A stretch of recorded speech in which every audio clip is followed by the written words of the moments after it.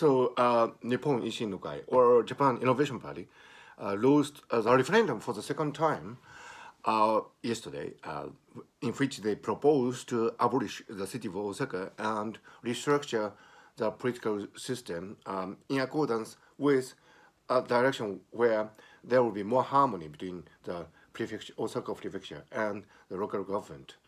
And that, that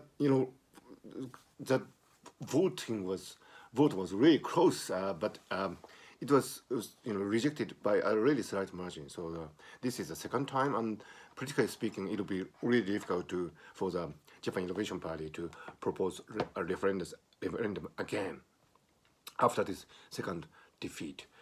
The word Ishin actually refers to the restoration of Japan in 1867, which kick-started the modernization of Japan. So the word Ishin, which in this case the party members translated as innovation, has a good connotation because it is actually the start of modern Japan.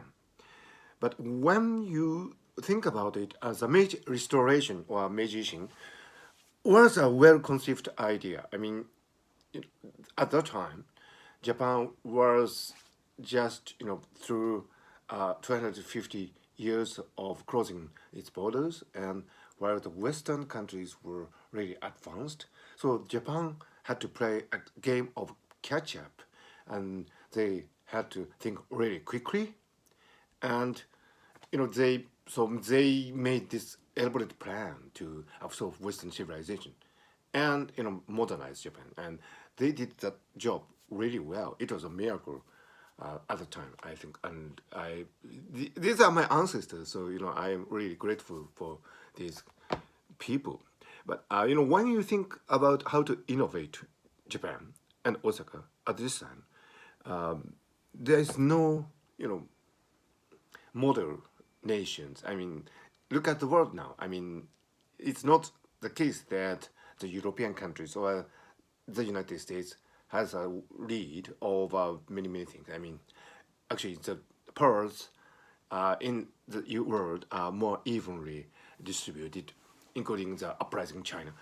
So, we cannot apply the model of Meiji restoration to this era. But there lies the difficulty for Japan Innovation Party. So I feel that this proposed reform of political systems in Osaka was not good enough, maybe, to convince the local citizens in Osaka. Of course, you can argue that at the time of Meiji Restoration, there was no referendum, and there was no, democracy, so to speak, as we know it today. So probably the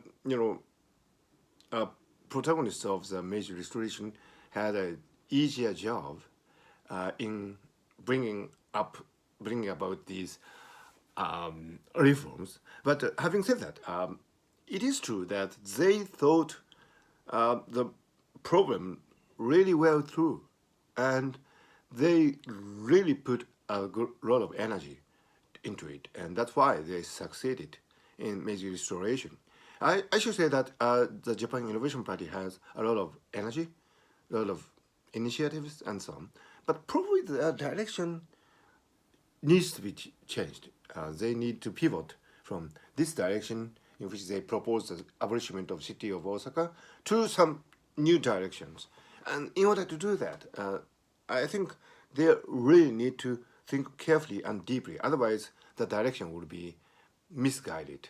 And if there is to be another referendum, unless they change plans and think through and come up with a well-drafted roadmap for Osaka and Japan, I don't think they would win a popular support. So yesterday was a really significant day for Japanese politics, not only in Osaka but for the whole nation, because as people know, Mr. Suga, the Prime Minister, has a really great relationship with Japan Innovation Party. So it's an open secret. So we see Japan, the nation itself, has this problem of really thinking which direction would be great for the nation to follow, and so yeah, we really need to think and put our intuitions into the making of the plan. Otherwise, there will be just big words and fireworks and but no substance, and that's not good for politics.